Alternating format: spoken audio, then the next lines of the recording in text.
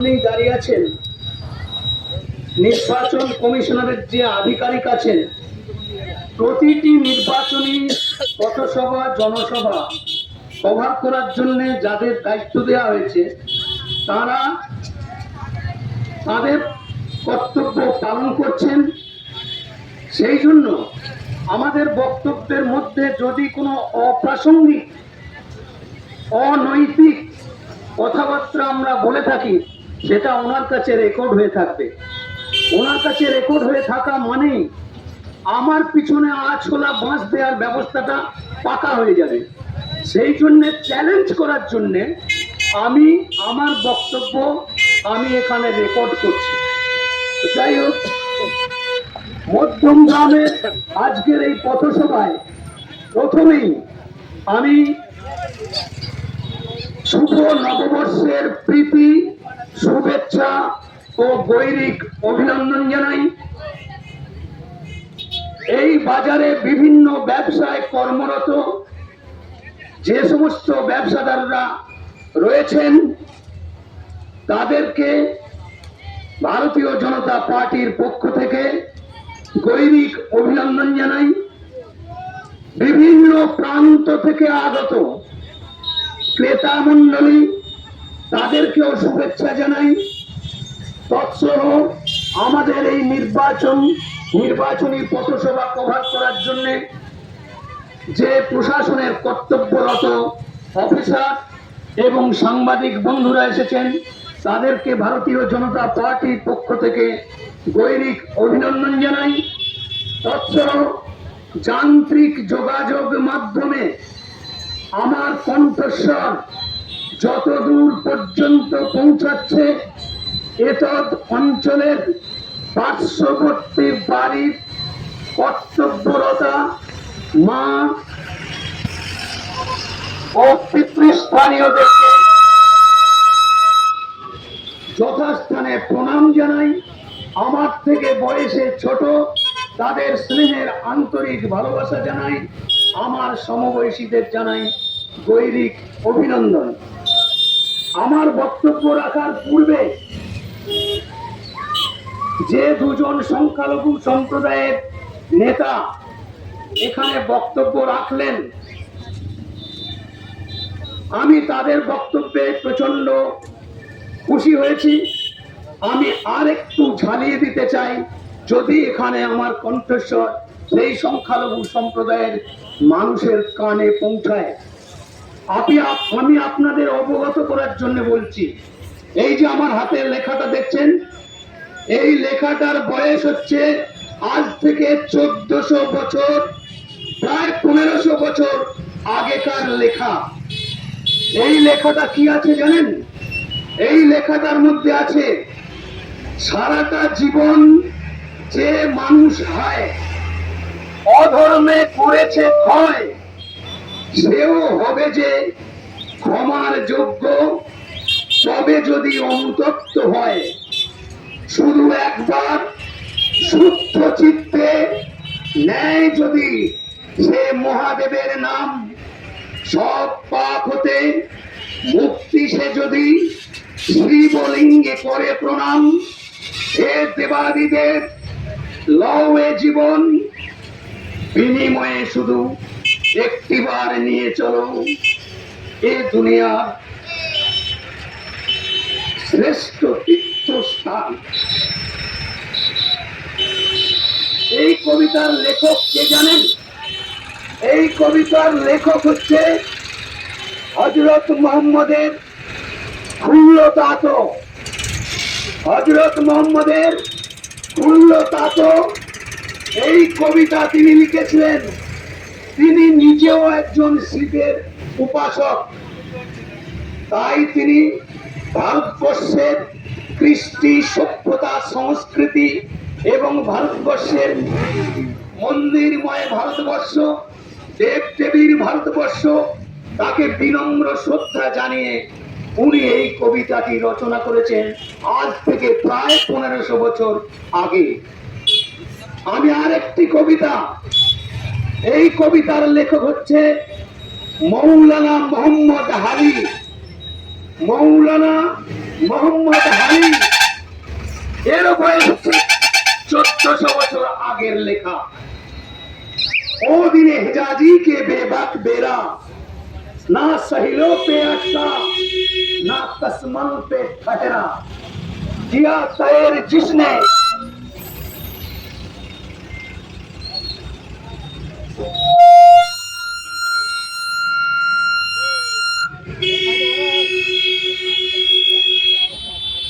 Hello hello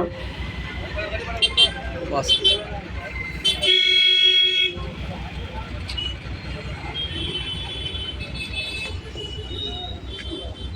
hello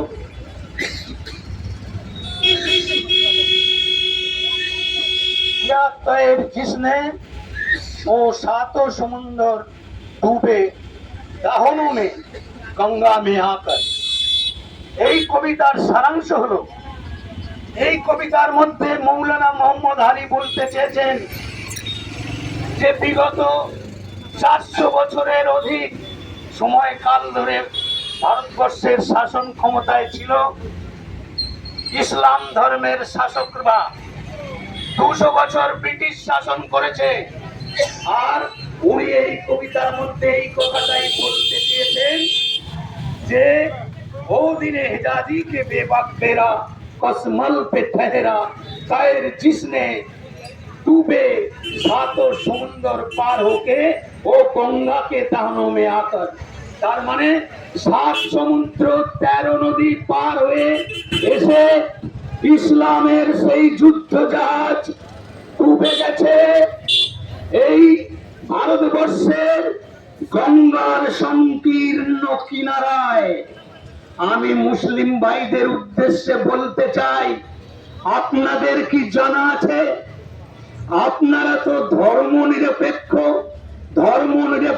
বলে আপনারা বিগত দিনের রাজনীতিতে চাটু গরম করে আপনারা নোংরা রাজনীতির খেলায় মত্ত হয়ে বিজেপির মুন্ডু কাজ করছেন, বিজেপিকে সাম্প্রদায়িক বলছেন, বিজেপিকে দেখে নেব বুঝে নেব, বিজেপির কর্মীদেরকে আপনারা অত্যাচার করছেন, বিশেষ করে আপনাদের সম্প্রদায়ের মানুষ দ্বারা।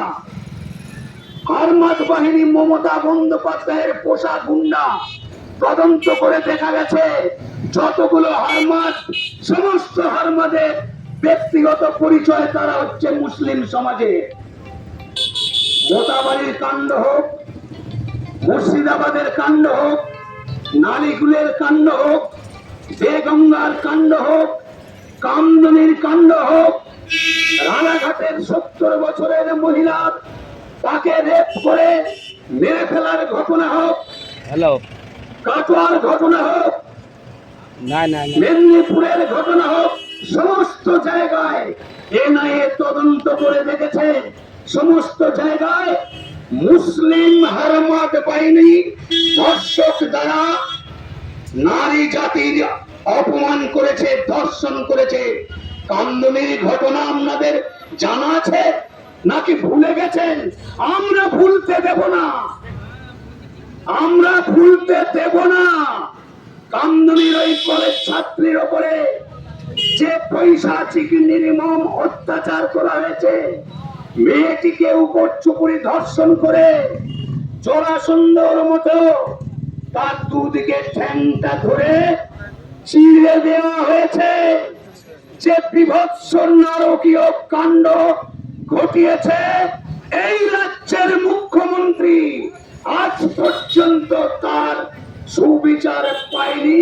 ওই কামদনির যে মহিলার ঘটনা ঘটেছে, নাম দেখানো, লোক দেখানো 2-4 জনকে অ্যারেস্ট করেছিল, আজও পর্যন্ত সেই ঘটনার পূর্ণ তদন্ত হয়নি, পূর্ণ বিচার পায়নি। আর হালের ঘটনা কলকাতায় আর্চিকর হসপিটালের যে মধ্যযুগীয় বর্বরতার মাধ্যমে একজন উদীয়মান মহিলা ডাক্তার তার উপরে নির্মম অত্যাচার করে, সেখানেও মুসলিম যোগ আছে, আর্চিকর কাণ্ডেও মুসলিম যোগ আছে। আমি দায়িত্ব নিয়ে বলছি। তাহলে আমি এই কথাগুলো এই জন্য বললাম যে আপনাদের স্মরণ করিয়ে দিতে চাই, সারা পৃথিবীর মধ্যে সব থেকে বড় মুসলিম রাষ্ট্র কোনটা আপনাদের নিশ্চয়ই জানা আছে। যদি জানা না থাকে আমার কাছে জেনে নিন যে মুসলিম রাষ্ট্র, বৃহৎ মুসলিম রাষ্ট্র, তার নাম হচ্ছে ইন্দোনেশিয়া। সেই ইন্দোনেশিয়ার জাতীয় পুরুষ কে জানেন? সেই ইন্দোনেশিয়ার জাতীয় পুরুষ হচ্ছে আমাদের আরাধ্য দেবতা প্রভু রামচন্দ্র। যে ইন্দোনেশিয়ায় মা সরস্বতীর বন্দনা করা হয়, যে ইন্দোনেশিয়া গণেশ চতুর্থী পালন করা হয়, যে ইন্দোনেশিয়ায় সন্তান সন্ততিদের যে নাম রাখে ভারতীয় সংস্কৃতির প্রতি, ভারতীয় পরম্পরার প্রতি শ্রদ্ধা জানিয়ে তাদের সন্তান সন্ততিদের নাম রাখা হয়। তাহলে চিন্তা করুন, একটা সর্ববৃহৎ মুসলিম রাষ্ট্র, সেই রাষ্ট্রের জাতীয় পুরুষ হচ্ছে রামচন্দ্র। আর আমাদের জাতীয় পুরুষকে, আমাদের জাতীয় পুরুষ হচ্ছে আমাদের পকেটের মধ্যে যে 100 টাকা, 200 টাকা, 500 টাকা নোট রয়েছে, মহাত্মা গান্ধী। এখানকার শুভবুদ্ধি সম্পন্ন, রাজনৈতিক সচেতন অবিজেপি বহু রাজনৈতিক দলের কর্ণধারা, তারাও নিশ্চয়ই শুনতে পাচ্ছেন আমার কণ্ঠস্বর।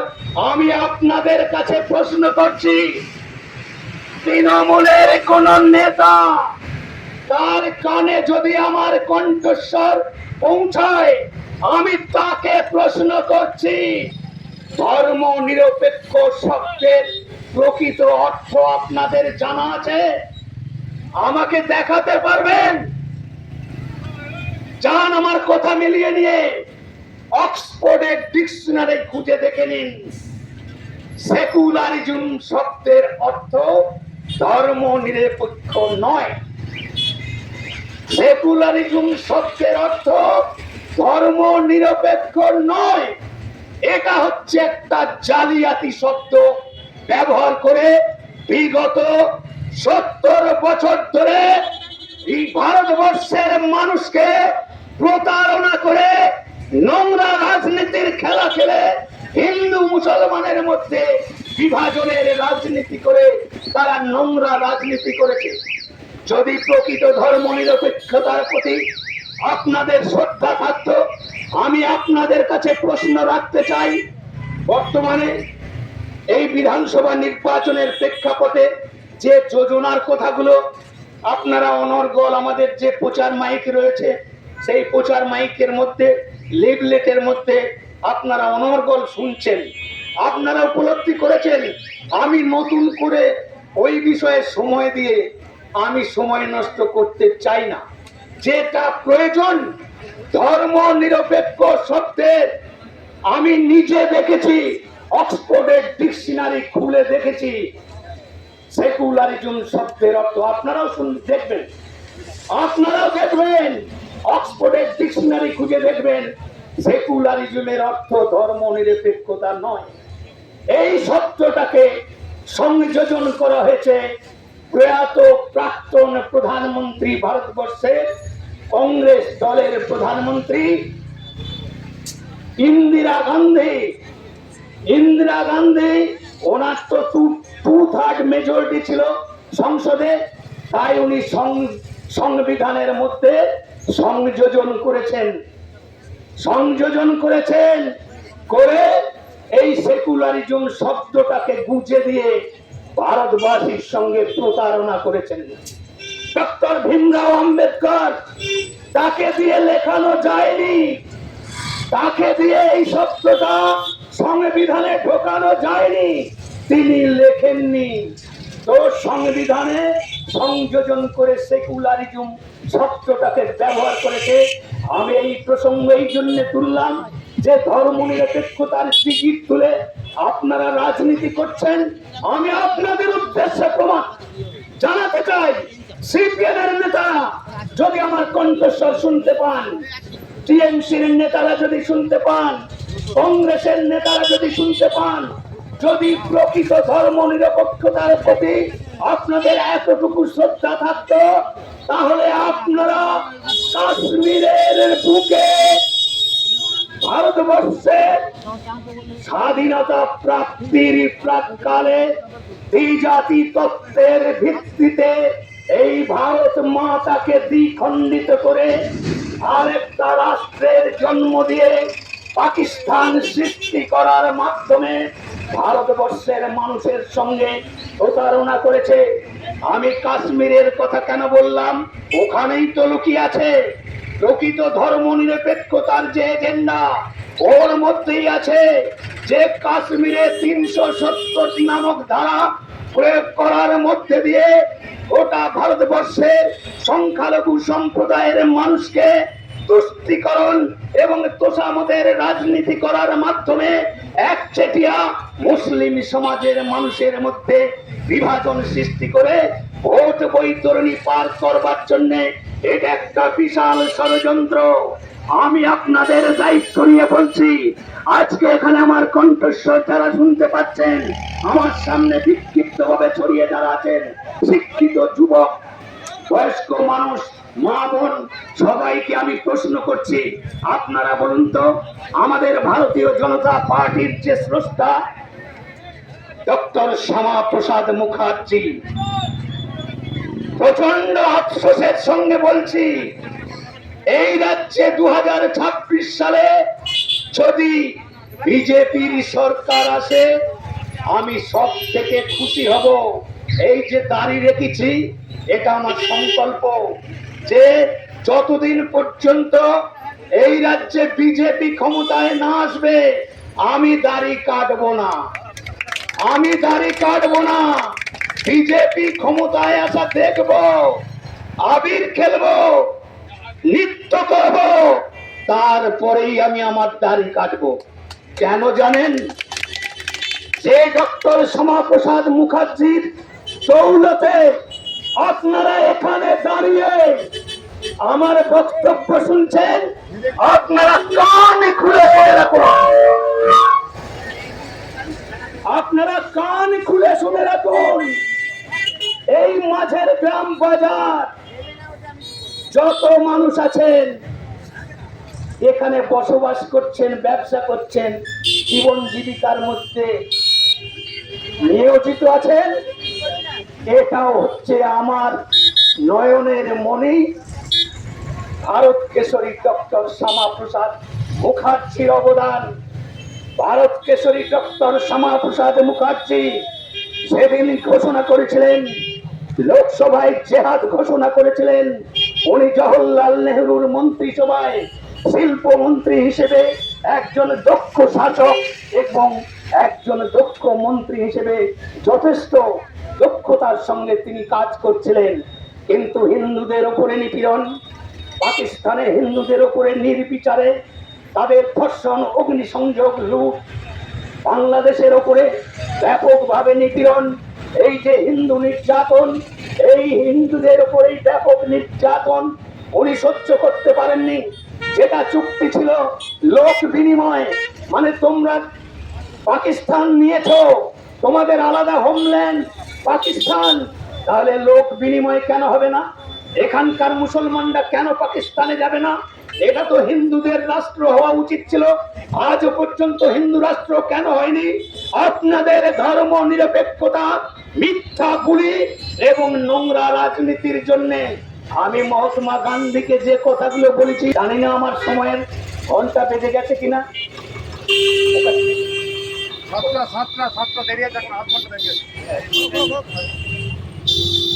তাহলে আমি বিশেষ গুরুত্ব দিয়েছি ধর্ম নিরপেক্ষ শব্দটার উপরে। আমি তৃণমূল কংগ্রেসের নেতাদের উদ্দেশ্যে বলছি, কোন ধর্ম নিরপেক্ষতা মানেন আপনারা? শুধুমাত্র মুসলমানদের ভোটকে কুক্ষিগত করার জন্য আপনারা ধর্ম নিরপেক্ষ শব্দটাকে ব্যবহার করেন। এর ভিতরে কি আছে? আমার পশ্চিম বাংলার নয়নের মণি ভারত কেশরী ডক্টর শ্যামাপ্রসাদ মুখার্জি, বাংলার বাপ স্যার আশুতোষ মুখোপাধ্যায়ের যোগ্য সন্তান ভারত কেশরী ডক্টর শ্যামাপ্রসাদ মুখার্জি এবং তার সহযোগী আমাদের প্রাক্তন প্রয়াত প্রধানমন্ত্রী অটল বিহারী বাজপেয়ী, বিষ্ণুকান্ত শাস্ত্রী, পণ্ডিত দীনদয়ালজি থেকে আরম্ভ করে মুরলী মনোহর যোশী, সুকুমার বন্দ্যোপাধ্যায় থেকে বরিষ্ঠ বহু নেতৃত্বের তত্ত্বাবধানে ভারতীয় জনতা পার্টি আমি আত্মপ্রকাশ করলো। ভারতীয় জনতা পার্টির পূর্বের নাম হলো জনসংঘ। সেই জনসংঘের সঙ্গেও এই বেঈমান বিশ্বাসঘাতক মার্ক্সবাদী কমিউনিস্ট পার্টিরা এরা বিজেপিকে সাম্প্রদায়িক বলছে। এদের লজ্জা করে না? আপনারা কেরালায় যে সরকার গঠন করেছিলেন কাকে সাথে নিয়ে করেছিলেন? এইসব চাঁচা ছোলা ভাষণ বোধহয় জীবনে শোনেননি, আমার কাছে শুনে নিন। কেরালায় এরা সরকার গঠন করেছিল জনসংঘের সমর্থন নিয়ে। তার মানে জনসংঘ কেরালায় ছিল, জনসংঘের তত্ত্বাবধানে কেরালায় সরকার গঠন করেছিল। এই বেঈমান বিশ্বাসঘাতকরা উঠতে বসতে টোটালি দেশ বিরোধী বার্তা ছাড়া আর কিচ্ছু পাবেন না। তবু এরা মাঠে নেমে পড়েছে কি জন্যে? বিজেপিকে হারাতে চাই। No vote to BJP. এদেরকে আমরা কি বলি জানেন? এদেরকে আমরা বলি ভোট কাটুয়া। এদের সিপিএম এর নেতাদের বলি ভোট কাটুয়া। এদেরকে টিএমসির নেতারা টাকা পয়সা দিয়ে মাঠে নামিয়ে দিয়েছে। তার মানে কি অঙ্কটা হচ্ছে তোমাদের কিছু পাও না পাও, তোমরা তো এমনিতেই শূন্য অবস্থান করছো। পশ্চিমবাংলায় তো কিচ্ছু নেই, আর সারা ভারতবর্ষে তোমাদের রাজনৈতিক যে বিস্তার তলানিতে থেকে গেছে। তো মার্ক্সবাদী কমিউনিস্ট পার্টির নেতারা এখানে দেখছি সব জায়গাতেই সিপিএম এর ফ্ল্যাগ লাগিয়েছে, প্রচারও করছে। এটা অক্সিজেনটা দিয়েছে তৃণমূলের নেতারা। এই অক্সিজেন পেয়ে এরা জানে না যে আমরা একটা সিটও পশ্চিমবাংলায় পাবো না, এটা এরা জানে। তবুও বিজেপির বিরোধিতা করবার জন্য এরা মাঠে নেমে পড়েছে, একদম কাঁচা খুলে নেমে পড়েছে। তো যাই হোক, আমি প্রসঙ্গ বদলে ফেললাম যে ধর্ম নিরপেক্ষ ডক্টর শ্যামাপ্রসাদ মুখার্জি পার্লামেন্টের মধ্যে জওহরলাল নেহরুর মন্ত্রিসভায় উনি জেহাদ ঘোষণা করেছিলেন যে ভারতবর্ষের প্রত্যেকটি নাগরিকের জন্য আমাদের যে ভারতীয় জনতা পার্টির যে আদর্শ, যে দর্শন, তাকে পাথেয় করে উনি পার্লামেন্টে সোচ্চার হয়েছিলেন যে আমি মানি না। কি মানি না? যে বিজেপির এজেন্ডার মধ্যে আছে আমরা চাই আমাদের প্রধানমন্ত্রী অন্যায়ের প্রতিবাদ করো, অন্যায়ের প্রতিরোধ করো, প্রয়োজন হলে প্রতিশোধ নাও, এটা মূল মন্ত্র। এর সঙ্গে সঙ্গে ভারতীয় জনতা পার্টির মহান যে আসল যে বিষয় সেটা হচ্ছে আমরা চাই সারা ভারতবর্ষের প্রত্যেকটি নাগরিকের জন্য এক আইন, এক নিশান, এক বিধান, ঋণ মুক্ত কৃষাণ, কর মুক্ত বাসস্থান, শোষণহীন হিন্দুস্থান। এই মূল মন্ত্রকে পূর্ণ মর্যাদা দেবার জন্য আমাদের ডক্টর শ্যামাপ্রসাদ মুখার্জি জওহরলাল নেহরুর মন্ত্রিসভা থেকে পদত্যাগ করলেন। আর উনি বললেন কোন অবস্থাতেই আমাকে আটকাতে পারবেন না, আমরা কাশ্মীর যাত্রা করব। ডক্টর শ্যামাপ্রসাদ মুখার্জির সেই নির্দেশে গোটা ভারতবর্ষের আকাশ বাতাস সুনামির মতো আছড়ে পড়ল। ডক্টর শ্যামাপ্রসাদ মুখার্জি কাশ্মীর যাত্রা করবেন, অনেক মানা করা হয়েছিল।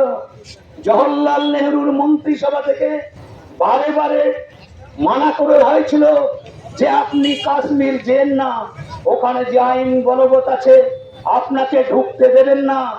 তাই উনি বললেন তবু আমি যাব।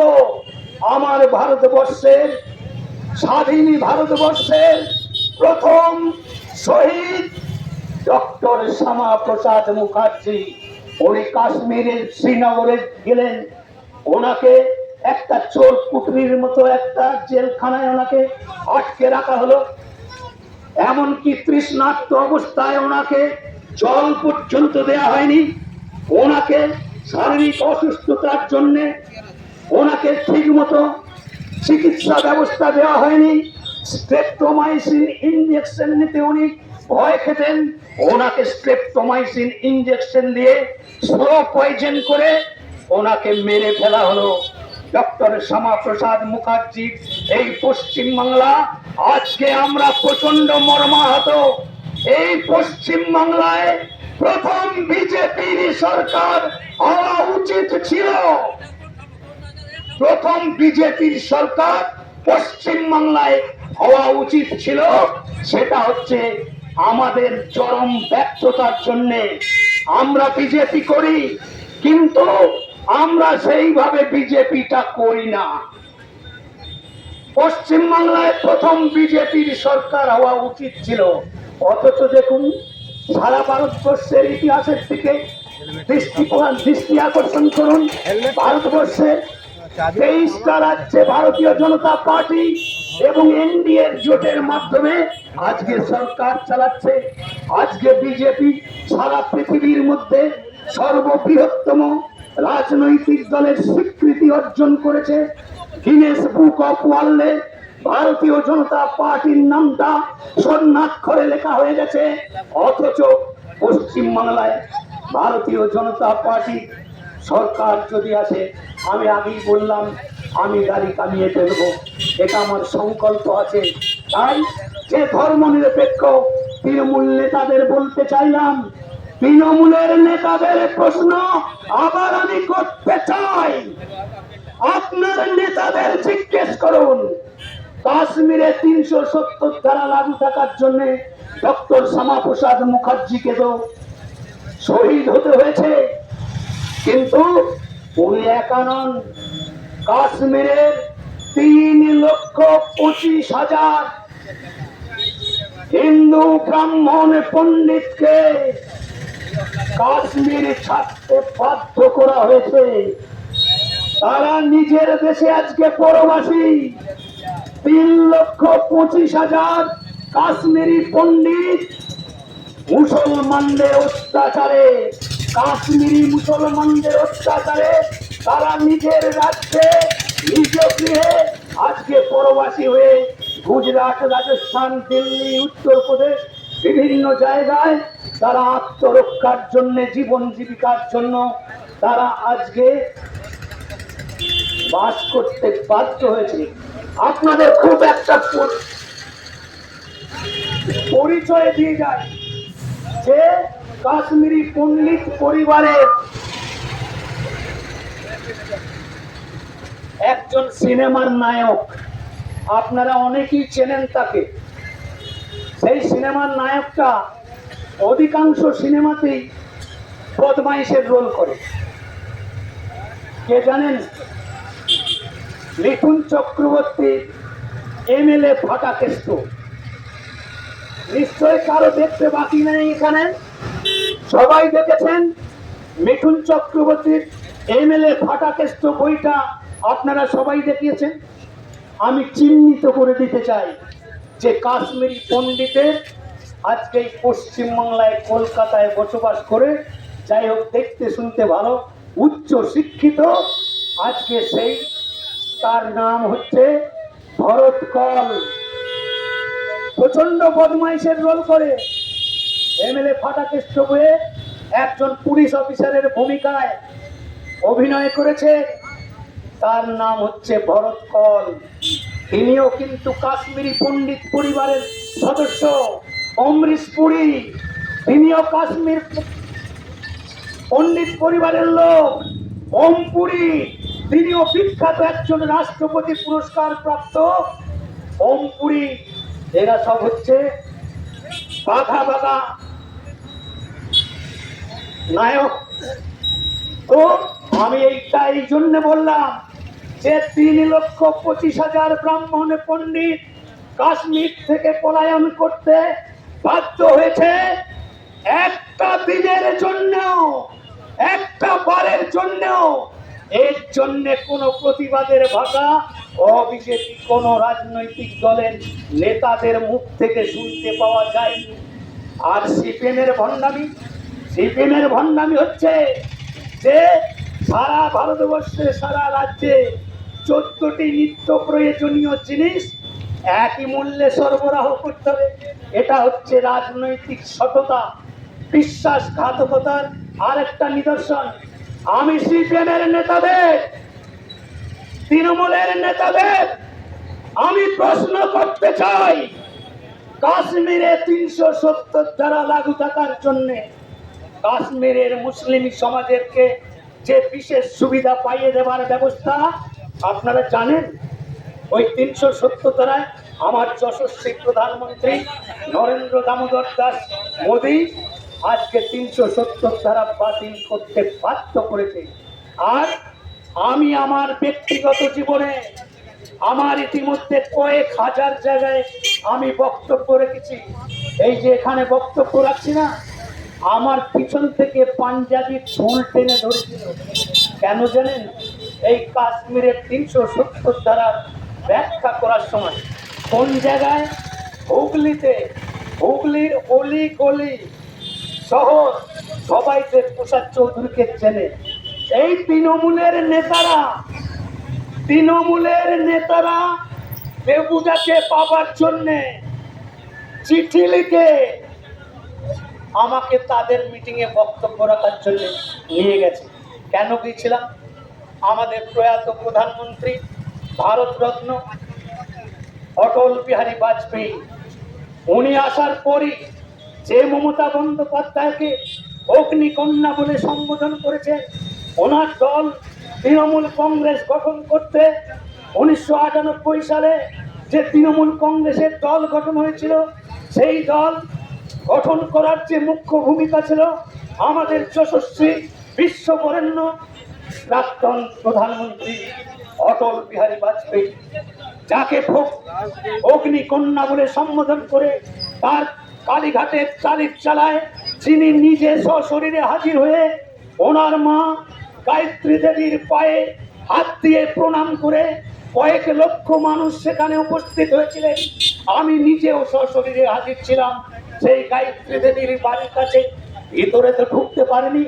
তো এই রকম ভাবে ওনাকে স্নেহ করে নিজের মেয়ের মতো সম্মান দিয়ে জোট ধর্ম পালন করার জন্য টিএমসির সঙ্গে বিজেপির জোট বন্ধন।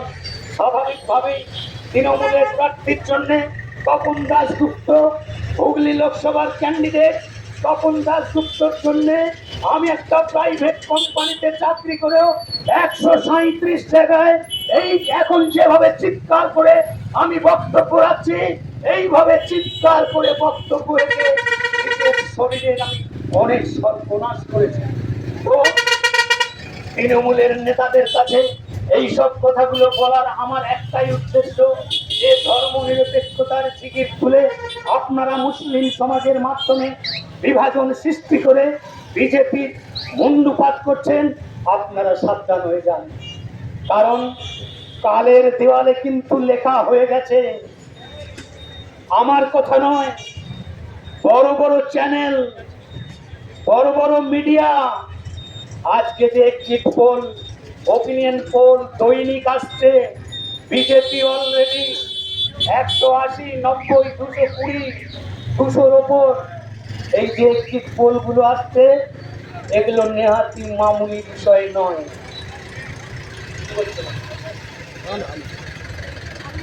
এগুলো নেহাত মামুলি বিষয় নয়। কালের দেওয়ালে লেখা হয়ে গেছে বিজেপি পশ্চিমবাংলায় সরকার গঠন করছে। কাজেই আমি আপনাদের কাছে বিনম্র শ্রদ্ধা দিয়ে আপনাদের কাছে বলছি যে আপনারা রাজনীতিটা করুন। আপনি আপনার প্ল্যাটফর্মে বক্তব্য রাখুন। আমি যে বক্তব্য রেখেছি, আমার বক্তব্যের মধ্যে যদি অযৌক্তিক মিথ্যা তথ্য পেশ করে আপনারা তাকে কাউন্ট আউট করুন, কাউন্ট করুন। আপনারা বক্তব্য রাখুন, রাজনীতিটা রাজনীতির মতো করে করুন। আমাদের প্রধানমন্ত্রী ব্রিগেড প্যারেড গ্রাউন্ডে এসেছিলেন, সর্বকালীন রেকর্ড। ভারতবর্ষের রাজনীতির আকাশে সর্বকালীন রেকর্ড। ব্রিগেড প্যারেড গ্রাউন্ডে মানুষের যে ভিড়, মানুষের যে উচ্ছ্বাস, সেই উচ্ছ্বাস আর ভিড় থেকে মমতা বন্দ্যোপাধ্যায় পাগল হতে আর বেশি দেরি নেই। ওনার পাগল হওয়ার আর দেরি নেই। যাই হোক, ঘন্টা পড়ে গেছে। তো আমার প্রার্থী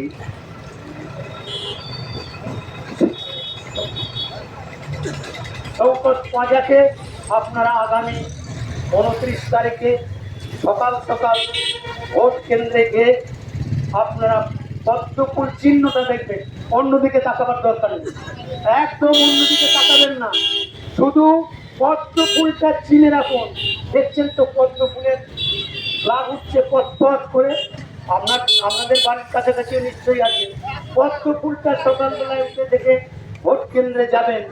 আর 5 নম্বর ইভেন্টে আপনারা সকাল সকাল ভোট দিয়ে আমাদের প্রার্থীকে বিপুলভাবে জয়যুক্ত করুন।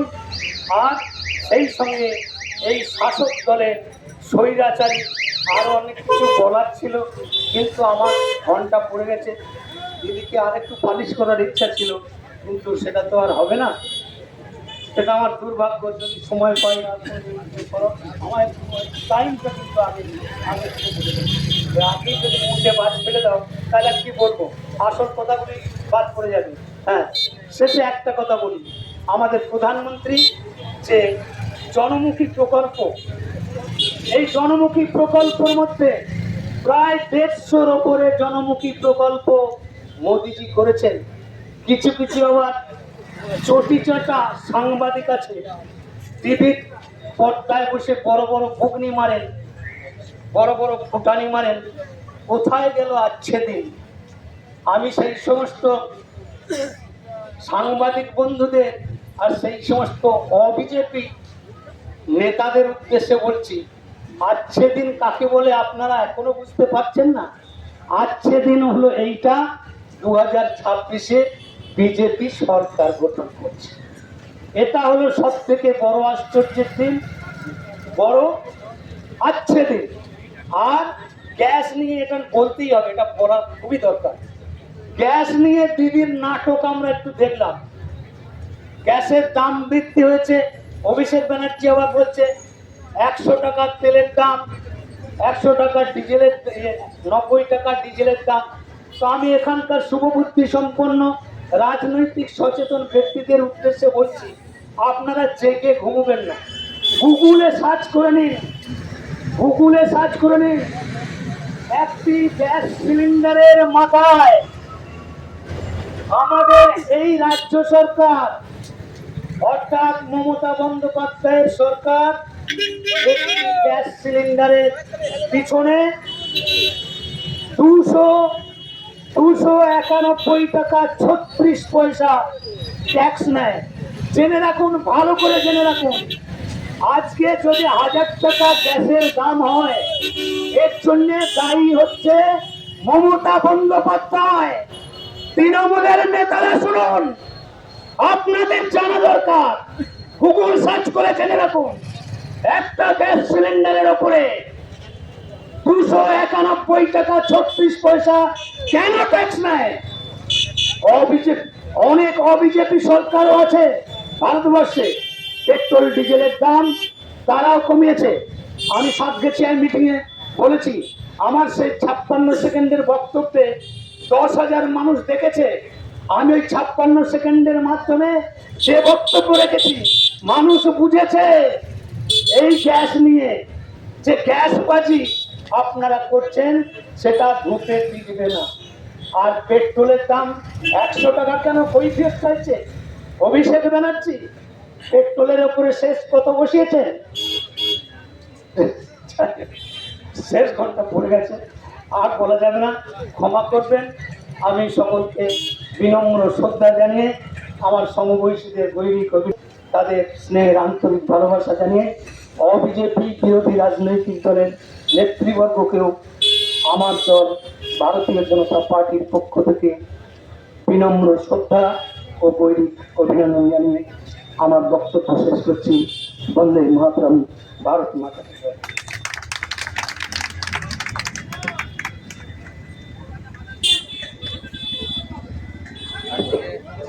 অসংখ্য ধন্যবাদ দেবী প্রসাদ চৌধুরী মহাশয়কে। আজকে আমরা সৌভাগ্যবান যে ওনাকে সামনে নিয়ে এসে